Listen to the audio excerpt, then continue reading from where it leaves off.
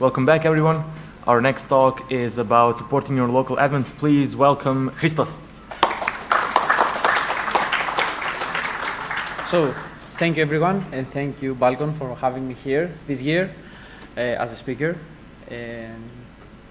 So, my name is Christos, and I work at the InfoSec department of a large insurance company back in Greece, where at some point in my life, I was asked to help the IT team to make some sort of playbook that they could be using when they had to deal with an incident. Before that, I worked as an engineer and I did some penetration testing, so I had a pretty fair experience with a lot of different systems, and especially with how most attacks work. I mean, I got my times in the CTF as well. And this is how I came up with this talk eventually, because there is one big problem that I found out that most IT teams had. They had the people, they had a lot of knowledge, but when something happened, they had a hard time trying to put the pieces together and see how they could put that in actually helping them find a way out when any sort of incident might have happened.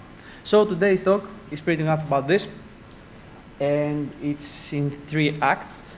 The first part is a boring intro, as all talks should have, which pretty much explains why most administrators and IT teams face a lot of problems.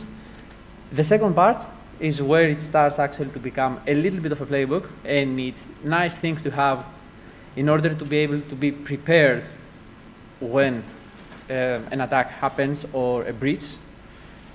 And the third part is a small demo, which I did using a malware and some tools that I found that a lot of system administrators were very comfortable by using, but they didn't really know that it could help them that much getting from one side to the other in a case of an actual incident. So, part 1, a day in the life of an admin. We have, first of all, huge meetings. We have a lot of, wait, I have that one. Why did I stop? So we have huge meetings, so no actual time for work. We have security managers, new tools, no training, we want it now. Yes. We, of course, have, you can't go without having stupid questions and the printer that's not working and everything. You can't, of course, avoid being understaffed in most teams. We have this new kind of a problem which is called the cloud. No one was really prepared for it, even very large companies. And this, I'm very proud of this picture, to be honest, because I actually found it in a data center, in a public service in Greece. And it's the picture of a saint actually holding a motherboard, and it's called IT. In Greek, when you want to refer to a saint, you put up front the word Agios, okay? So it's Agios Andreas, let's say. Short, I Andreas. So hence IT. Yeah, that's the only thing that actually helped them in there.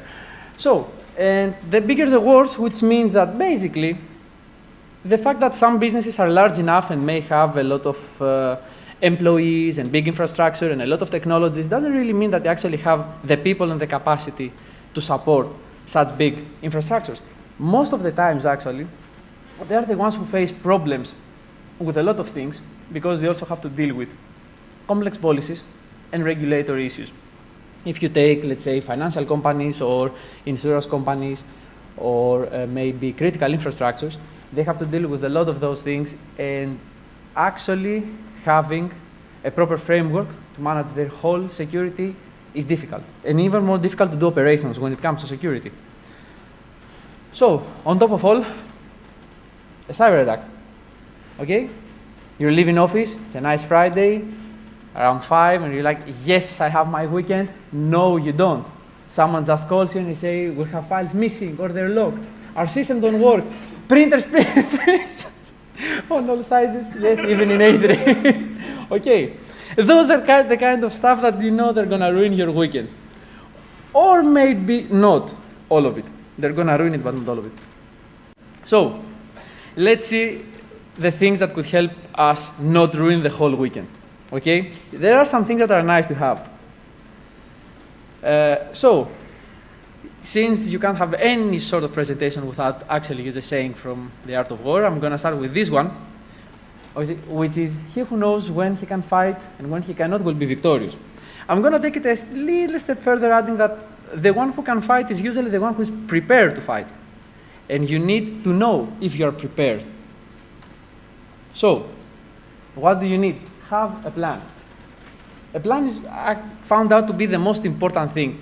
Doesn't have to be a whole procedure or official or something. Just a course of actions for anyone who are going to take over in case of an incident. It might be someone from the help desk. It might be the lead of all administrators. It might be just a systems engineer. If you can have a clear plan, you can detect things and act fast. Okay. So, what would the plan include? Where do I get my information from? Where can I find quickly logs and events? Is it a CM, let's say? Do I have an external provider? Which people do I need? I obviously can't pull everything alone, and I'm not an administrator in every system that could be in a big company. Like you might have a big company which has servers from Windows 2003, yeah, I know, to, I don't know, Red Hat, Debian, whatever. One person cannot be managing them all. So, who do I need? Where is my problem? Do I need administrators? Do I need guys from the networks? And what are my tools? Do I have some EDRs? Do I have maybe network detection systems? Do I have IPS on the firewalls? Where can I find information? So, it's good to have done some things in advance and say that having a centralized place to keep logs. I usually mention Wazoo. It's actually, I've used it in the past and it's actually very useful because it's built on Elastic. Most people like it and love it. And it's free and it has some actually good CM capabilities and comes with a set of predefined rules for some events like login, logout, and some specific attacks that may happen. And it supports a lot of systems. So for a small team with not a big budget, it's a very good start. And make a good hardware and software inventory. Everybody says it, nobody does it. Everybody laughs with it. And it comes to be the most important thing of all at the end of the day. So know what tools you have, as I mentioned before, where they are and what can they do. Like, can we get logs from our core switches for network traffic? Do we have the antiviruses where we can get information? Do we have any portals, like from cloud products, that might give us information? Do we have vulnerability detection tools? Whatever. Each one of them may be able to assist us at the time that's going to come. And of course, some important things that we need to write down. If you are about to actually make it a proper playbook and use it for real, it's important to have some things noted down because at the time of an event, it's going to be hard to actually find them all. So it's important to know what's the team and who's going to be keeping track and who's going to be leading. Who are you going to escalate in case of an incident? Because you may need more resources. Maybe your team or you is not enough. Maybe you're going to need some external help, and some companies actually can afford it. How do we report it? And where do we keep track of the things that we did? Who can we call for support? And what kind of support? It's important to know beforehand. If you have an external provider, let's say for a SOC, you can use them directly and say, we have this, we found this, we need some logs, we need your help. Some quick guidelines on how to collect some basic evidence. More, I will refer to that later on. That's actually stolen from like forensics guides, which is very useful sometimes. When can you get the logs and what logs can you have? And what tools are we using, like for the basic operations, and where do we find them? I mean, you may have a playbook, you may have a nice appendix saying, you know what, it's nice to use this tool to keep those evidence, it's nice to use this tool to do this tool to do that. It should be also nice to have it somewhere easily accessible, because if you don't have it easily accessible, someone is going to lose time trying to find it online, download it, whatever. It's nice actually to have a small virtual machine that's going to have in the desktop both the playbook in a PDF and all the tools that people usually work with. Sorry, I forgot things. And of course an appendix with some useful references like important logs, registry keys, some important log IDs maybe if you're working with Windows. And then how and why do we do an incident evaluation? The improvement part is actually the most important post-incident. So, grab the arms, ladies and gentlemen. We're going in. So, it usually starts like this. Most users, we're going to find a nice email, which is going to be phishing, apparently, and they're going to click something like this. And Zoom actually is a very good example, because sometimes when you try to do a Zoom meeting, or even Teams, in many cases, it usually has a small window that asks you to download Zoom or download Teams rather than open it in a browser. So many people actually do that, and even the vendors recommend it in their official sites. So first things first, if you have something like this, if you have an email, it's good to find some initial information from the email itself, and that is something that raw headers can help you with. So this is not the same email. I got it from another one, actually, but it's a good sample because I pretty much found what I did. So this is one of the emails that actually came to us, and I got it as a sample, where in Outlook, actually, it's nice because you can see what is the description here and what is the original email. And you can easily see sometimes that they do not match. There are some clients that don't help you do that, like with an instant, and that's why many people actually have a hard time identifying a phishing email, because sometimes here, that could be a title or something else, usually they put another email, which can even be a legitimate one, but the actual domain that sent it is not. In order to be certain about where the email came from, you just take the email, you put it in a text editor, and going from the end up, you're going to find a huge base 64, which is the actual content of the message, and then you're going to have to go and find the first from here, up here. So let me just find it. Okay, so you want to find the first from section, which is going to give you the original email, the original sender that the email came from. That's important to keep because it's also an indicator. You have and it's a mean to actually stop further infection. You can block this address, you can block the whole domain if you want, and it can help you fastly decrease the spread of an attack. So, first things first, and which is very important, is get some evidence. We may try to do whatever we want, we may try to browse around the system, see things, do whatever, but we need to have a clear set of evidence for someone that may show up and help. Maybe the managers decide, or our directors decide that, you know what, we are getting, the next day, tomorrow is coming someone from an external team, but we cannot afford to lose time. Do something, try to find something. There are some tools that can help get disk and memory image. One of them is FTK Imager. You can use it maybe with an external drive, and it can help you get both an image of the whole disk, which takes a lot of space, so make sure you have a big drive, and of the memory, which if you have a server also takes a lot of space, because it's not just going to take what's written, it's going to take the whole of it as a raw file. So if you have a server with a 64 gigabyte of RAM, it's going to make a 64 gigabyte file even if it uses 10. So be aware of things like that. Now, things come a little easier if you have virtualized environments where you can even just pause the VM and take a snapshot. In most cases and in most hypervisors, it's enough, because if someone who actually does forensic scam know what to do with the snapshot, they can export it, they can go back and work with it, they can do many things.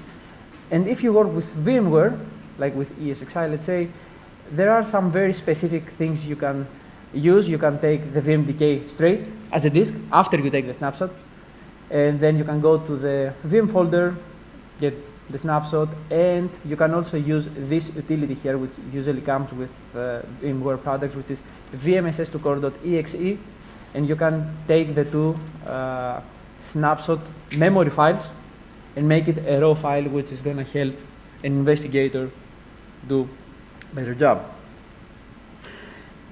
The most important thing about getting the evidence is that you only get them once. You can't rematch the same disk twice. Not all evidence are going to be correct and precise. There's going to be traffic that came from you that's going to actually destroy some of the evidence. And of course, always keep a hash of those to be able to refer to what's the original sample that you took, such as 25 and 2056 should do. So now work. We need to find some things. What's going on? It's very important, actually. When did it start? What started it? Where is it? And how do I get rid of it? And when I say where is it, I mean not only in the system that was detected initially, but in other endpoints on the network as well. The more we go in, the more we'll be able to drill down on those questions. There are people that have more knowledge than others. They may know more tools and they may be able to get better results.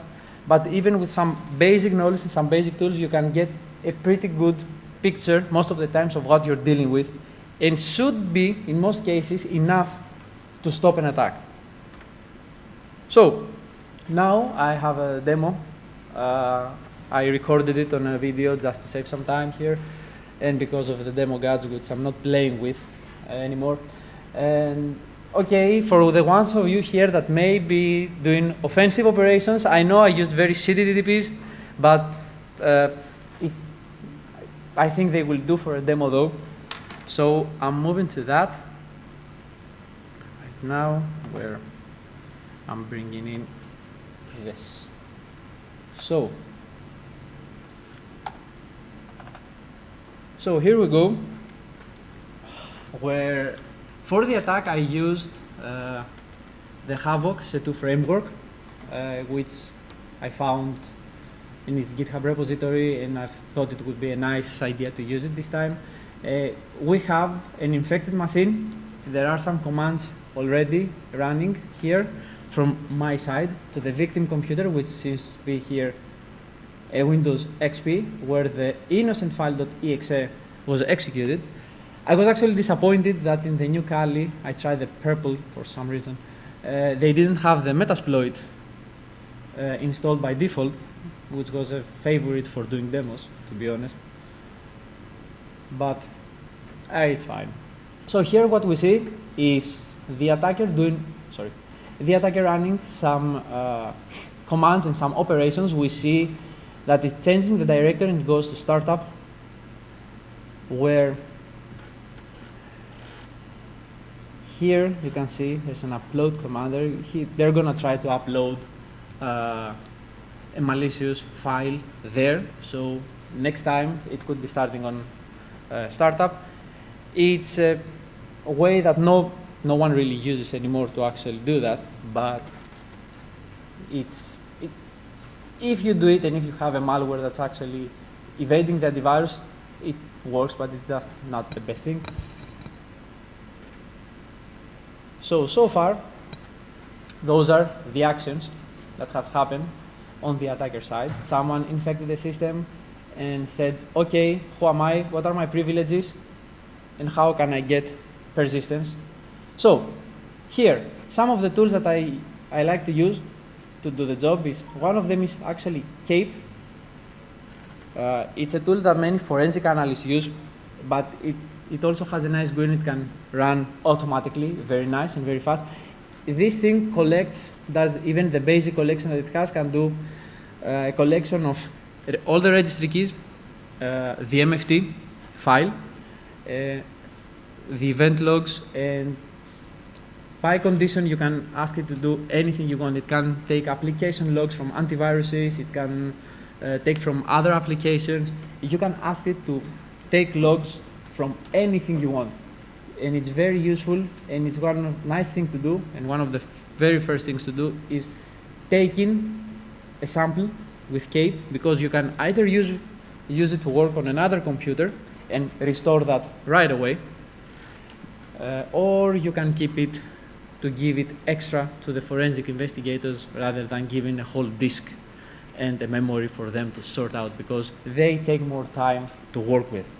So you give the drive that you want to take the information from, you give the path of the folder that you want to export the data. Here you can see there are a lot of preferences you can use. Basic collection gets the most things that someone may need. Then you execute, it's going to ask if you want to flash the folder, because if you give an existing folder and has some data inside, it's going to delete them. Since we have created a new folder, it's not going to really be a problem, honestly. But yeah, on the safe side. So this is going to run for a few minutes. I cut it for ease and for speed. And it's going to give you something like this, which is going to be its log, and then it's going to be the evidence that's taking. You can see it takes the whole MFT. It takes items from the recycled bin, program data, users data, and important Windows files such as configurations and the registry. And now moving on, since we did the data collection that we wanted, let's start digging around a little bit on this machine without knowing that, even if we act on it and destroy some evidence, we don't really care. We have a snapshot, we have them in clear. So one very nice program that sometimes helps you get a clear picture of what happened is Last Activity View, which goes to the systems and the events and makes in a nice graphical way and representation all the executables and DLLs and everything, all the kind of files that run and opened. So knowing the name of the file that was executed because someone downloaded it, we can find it somewhere here and see when it ran, and in most cases, if this worked and used some other things, we're going to see it right away on top of it. Like if it started and immediately used PowerShell to download and execute something, you can see it here. If after that it executed successfully and tried to make the connection outside, you're going to see a conhost.exe here. You can see some patterns that, especially even if you write malware, you know that it's how it works. You know that this is a malicious pattern. And this here can help you see some steps in advance without even doing anything else. You can see that something was maybe executed, and then you had a network connection, and then you instantly had a PowerShell that was running. You instantly had maybe use of some other binaries of the system to do more actions, like act with a registry, like with a reg.exe. There are a lot of things that you could see here right away with this program. It's nice, it's simple, and it's very useful. You can search by time, you can search by name, you can search by anything you pretty much want. And now, for the nice part, and for the sadness part, sysinternals. It's a set of tools made by Microsoft for administrators. A lot of people who actually do the thing, they administer Windows systems, they work with them all day long. Adversaries also work with them a lot because they are signed and very nice. PSExec is a nice example of a favorite. Here we have the autoruns, which is a very useful system to find evidences of persistency rather than Windows files. I'm gonna go back a little bit for a second because I wasn't done with it. right? And there are some options up here to hide Microsoft entities and Windows entities, specifically the system entities and things that Microsoft just uses as extras. So it can help you clear a little bit all of these things. As you can see, it can see a lot of things. It can see tasks that are created with the WMI interface, image hijacks. You can see things that start from Internet Explorer, because we can't really get away from that thing, can we? Schedule tasks of any sort, print monitors. There are a lot of things you can see here. The only problem is that if you go at a system which is newly infected and it hasn't been rebooted before, you may not be able to actually find it here on the first place. So before actually considering rebooting the system, see what you can find here. If you can't find anything, you can go to the next tools that you want to use, the next observations, and at the end, consider actually doing a restart on that thing.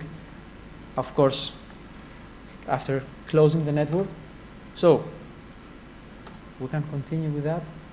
I'm just gonna go a little up front. And I'm gonna open Process Explorer, which is also a favorite tool of mine actually, because you can find a lot of things and a lot of information. So here we can go, and from the big list we can scroll and find executables that should not be here. In some cases it's easy to find, because you may have an executable that's going to have underneath, let me stop here. You may have some executables sometimes that may have underneath, that they may have underneath them other threads that they open, like this one. And sometimes there's something which is easy to identify that's not good. It's going to be a PowerShell, it's going to be a cmd.exe, or it's going to be a conhost.exe.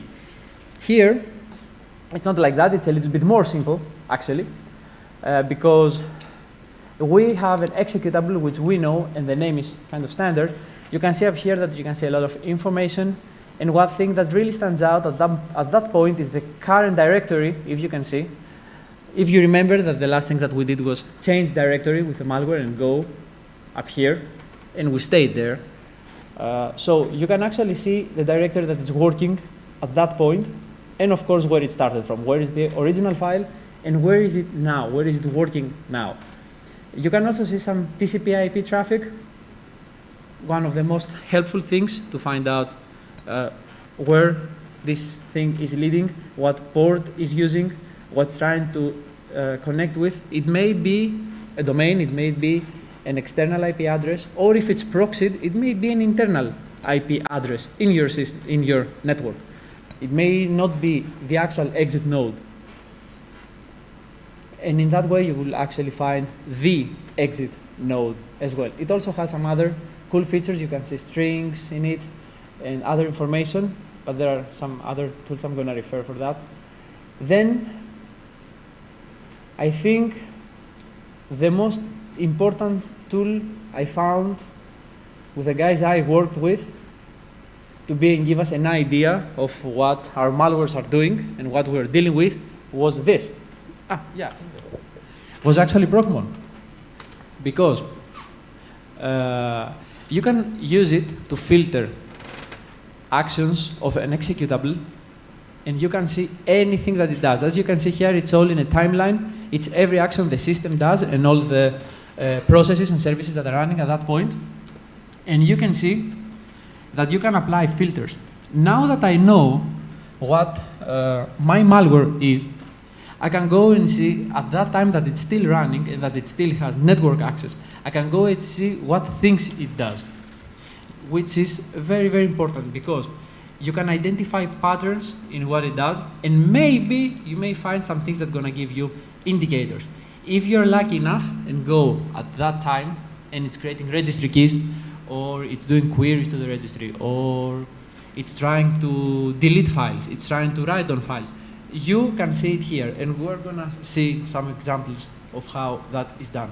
For now, we're applying a filter because we know what this is. You can see here that we have the TCP send and receive, which is the beaconing of the malware. This is also an important thing you can keep. knowing the intervals with which the malware communicates with the command and control server. Those are usually predefined in a malware by the malleable profile it uses. Now, if I go back and do some actual actions to see how they look like on Sysmon, on Process Monitor, you can see here that you have a lot of events that have to do with files. You have a lot of requery, you have create file, close file, open file. You have a lot of events here that stand out from the command that we just ran.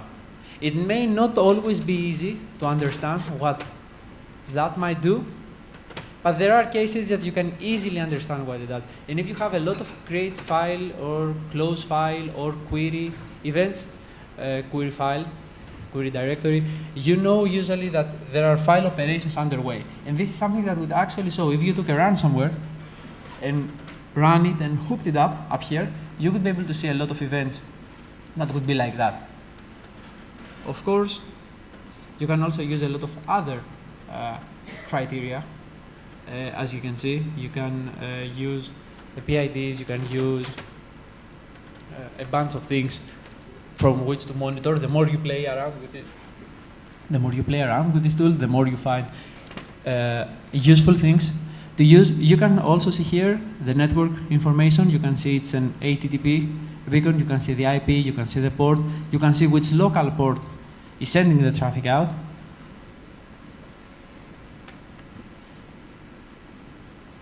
Okay, which can now also use as a filter, because if we want, if we know that we have an IP here, we may assume that if there is a persistent mechanism or a second or a third malware may be using the same IP address to go out, to go and speak out on the internet. So sometimes if you use the same IP as a filter, you may find another malware in another port, and you will easily identify the directory for it.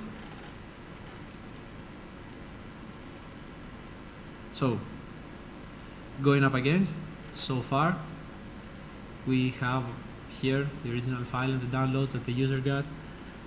And speaking of this, from Process Monitor, we had in the startup folder an item here, program startup. We had an item. Let's go and see if it's really there. Let's see what applies there. Let's see what it was, where the malware was working before. So we have it here. We find there is another file. And now it's a good idea to actually take all those as evidence. One good way to do that is actually rename them and removing the actual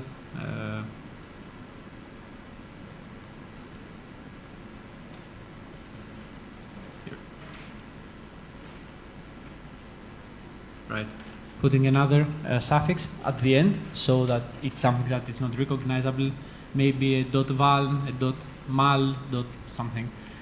So you can take them and take them all in a folder as evidence, a copy of them. So far, it seems like it hasn't executed, and it shouldn't because it's on the startup and it would show on the reboot.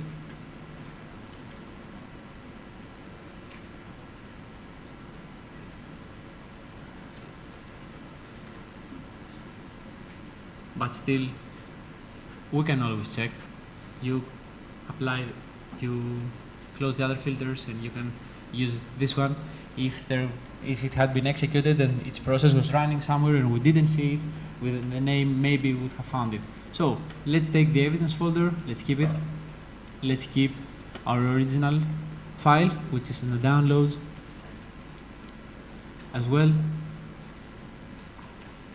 Those are important. Those are things that can save a lot of time, even to a forensics team if they come up to do an investigation, because they have a sample in which they can work, and it's clear, and we know it, and we're doing some pre-work as well, so we can help them find as many things as possible. And of course, we save time ourselves in case no one shows up eventually, because we need that time. We need to find out quickly what happened.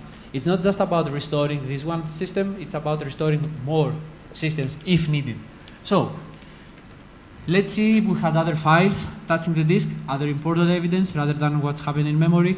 We can use a tool which is from Eric Zimmerman tools collection, which is another very important set of tools created, and forensics analysts love them. Here we have Timeline Explorer, which is basically a simple program which opens CSV files and Excel files. And before that, I'm sorry about that, I'm gonna go a little backwards. Before that, here, I used an executable that's in there, which is called MFT-CMD, which basically takes the MFT file, the original MFT file as extracted by Cape, and creates the records that it has inside in a simple CSV file. Having that, we can open it with Timeline Explorer here.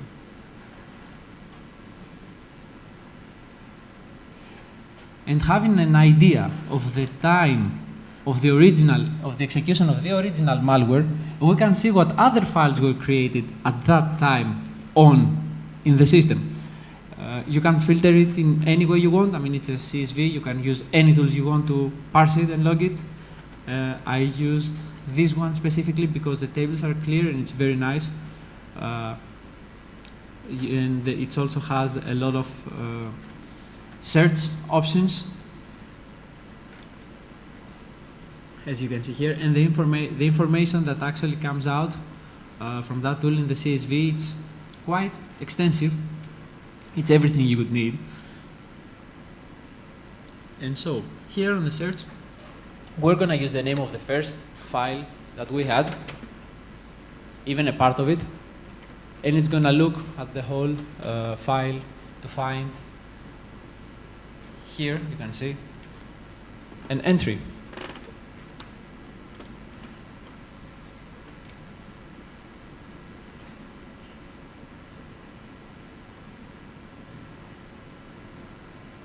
And going there, you can see there is a course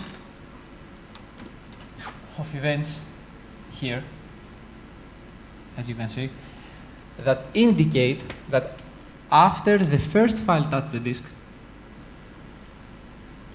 another file also touched it. As you can see, there are all the information you can last accessed, created date. You can find this, you can use them as filters to find the time of the file. If you don't have a name, if there is something that mostly run in memory, let's say, and you don't know what files might have been created, or if you deleted the files, if the malware touched the disk, downloaded some files, ran the things it wanted, deleted itself, and now lives on a service, now lives somewhere in the memory, you can find evidence of those files in here, like we did with the search that we did before, where we found, except from the original file that our user downloaded and executed, we found the second file that was uploaded and the folder it was.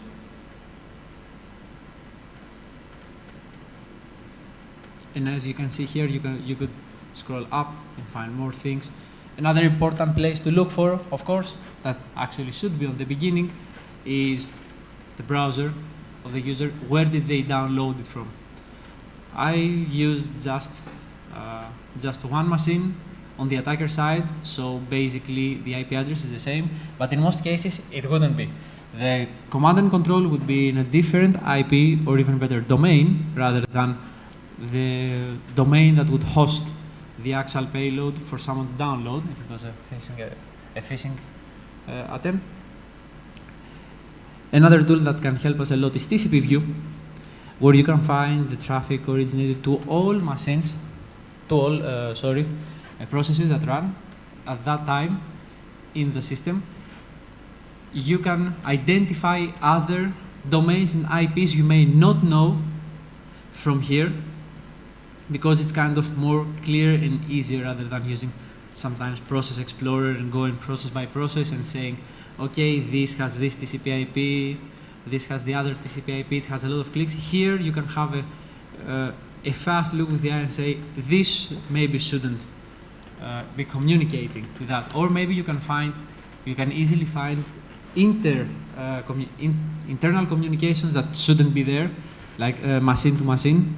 Maybe your host is the initial host and it's proxying commands to another machine.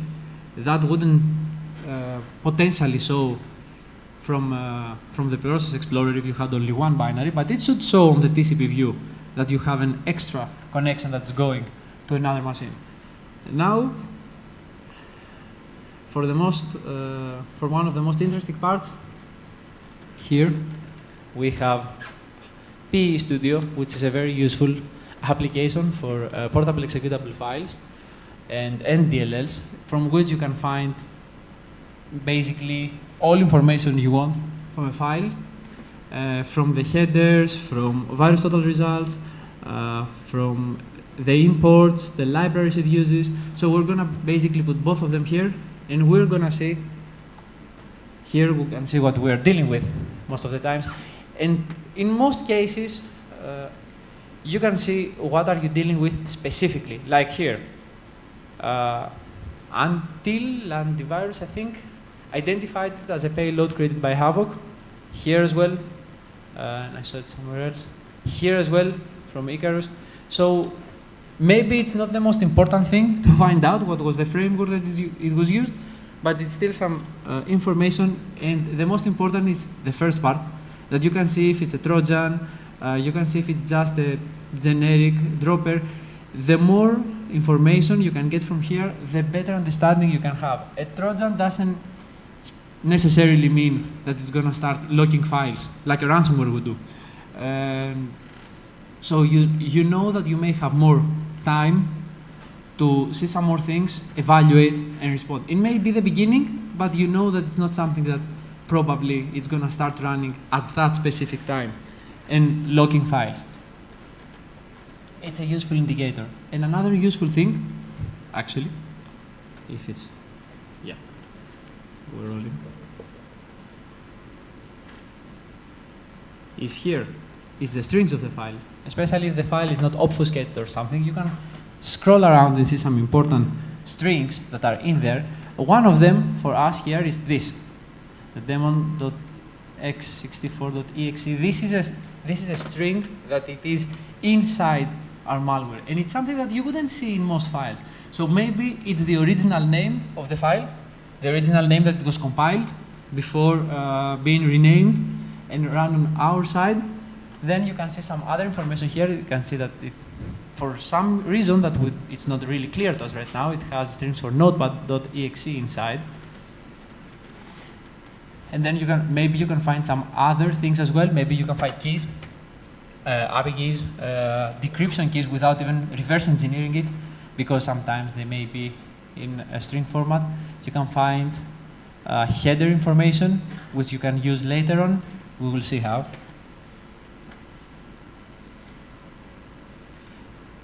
And here you can see that some of the strings are pretty much the same in this binary as well. You can see the sections of the file. It's generally very nice to look. You can see a lot of information. You may be able to see some information about the file itself, how it was created. You may find framework information, language, programming language that it was used to make it. So that's for the demo, and we continue.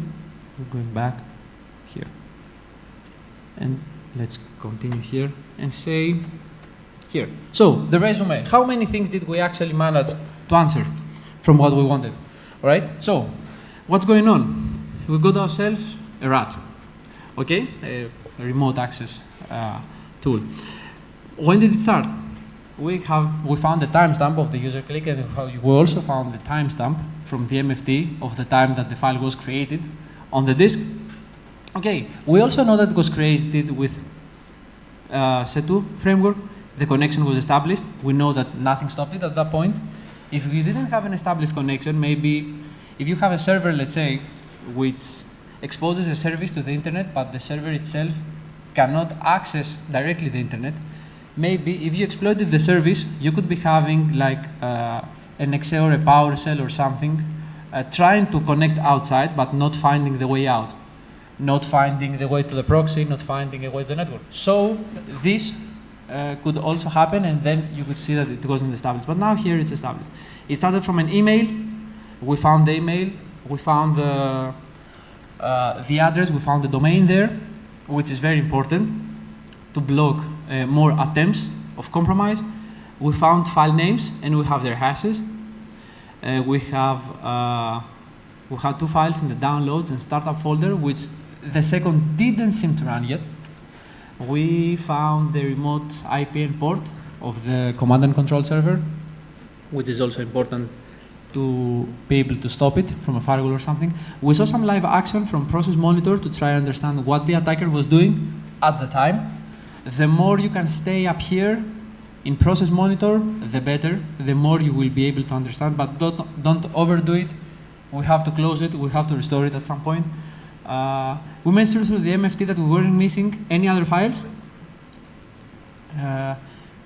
We didn't seem to find any other process that contacted this IP address, and we didn't see anything other seemingly malicious for now.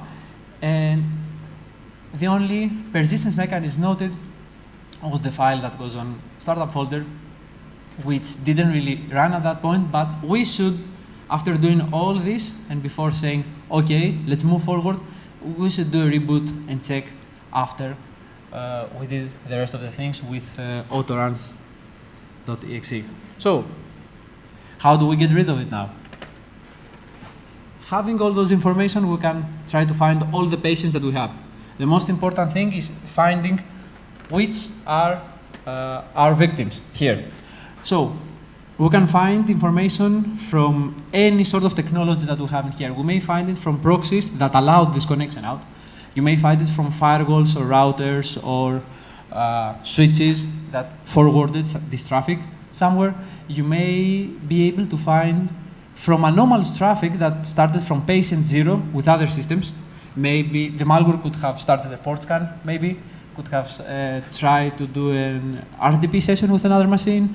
Maybe it tried some tools that use the SMB protocol, which would be very obvious, especially in an IDS.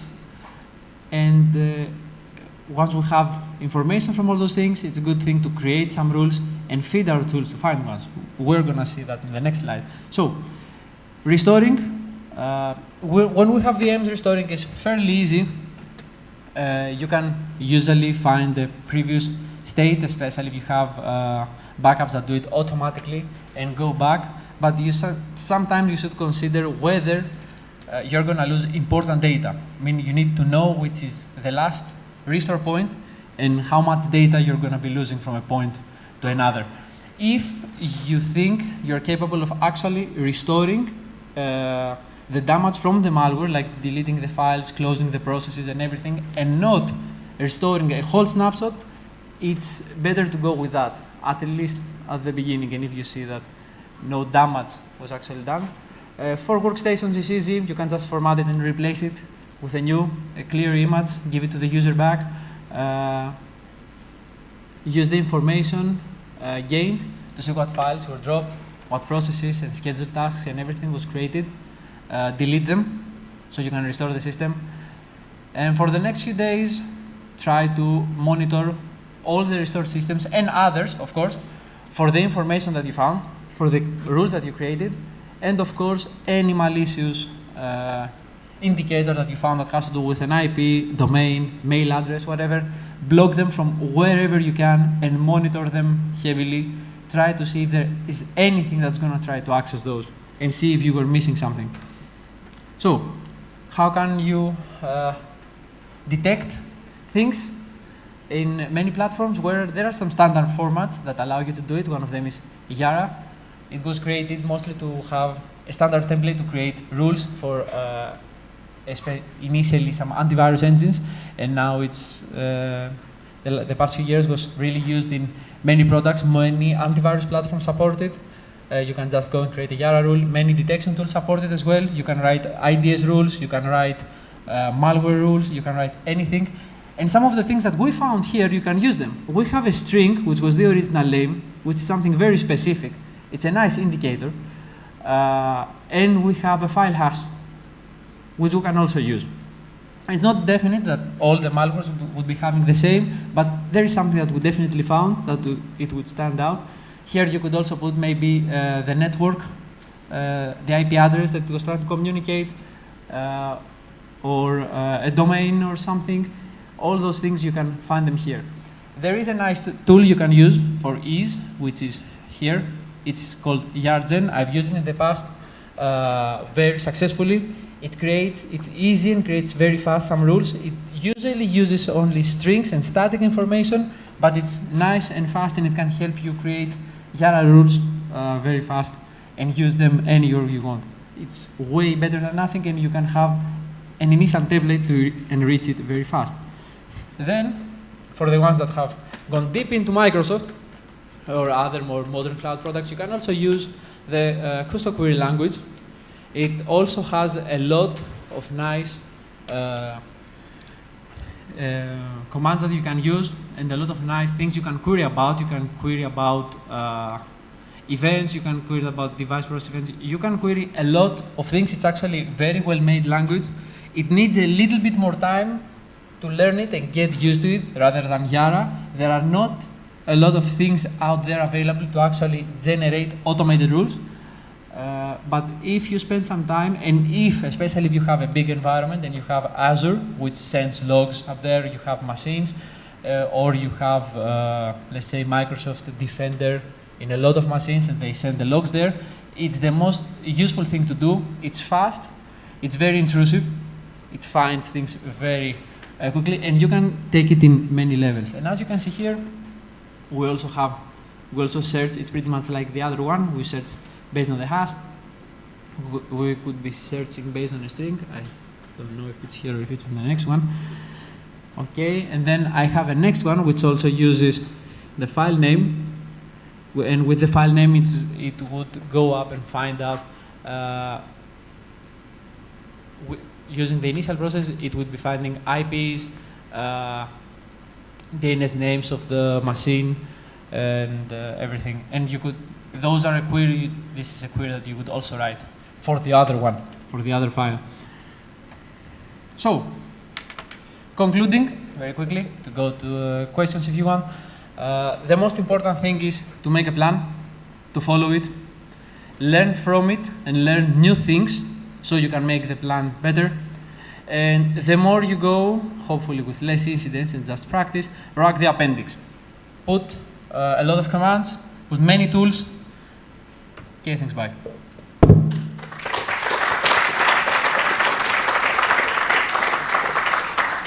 So basically, if you have any questions, I think I have about 5 minutes. Are there any questions?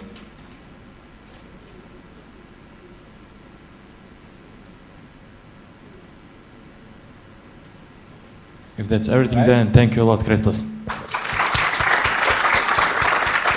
You can always find him later at the Congress Center. Thank you all, and if you have any questions later on, you're going to find me around here until kind of late. So, oh, sure.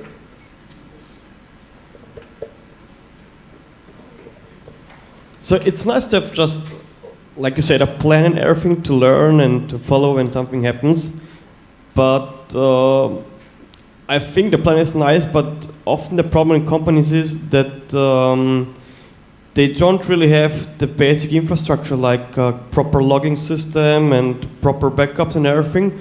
So all the stuff you recommend is quite nice, but if you don't have the basics, it's just screwed. Okay, yeah, that's true, honestly, and I've seen it in many companies that keep decent systems, let's say. Most of them actually omit proper logging, but there are some things that still log. Even with those, make sure you can take the maximum that you can. It's important. I mean, knowing at least everything that logs something and know where you're going to find it. Even if it's not the best and even if it's not security related. implicitly. It's still important to have something, because and if you have them centralized at one place, it's easy to search for the things you want. It's easy to search for an IP. It's easy to search for a domain. It's easy to search for an event. It's easy to search a file name. It can save you time, even if it's the bare minimum of logs. Just that. Thanks. No problem. Anyone else?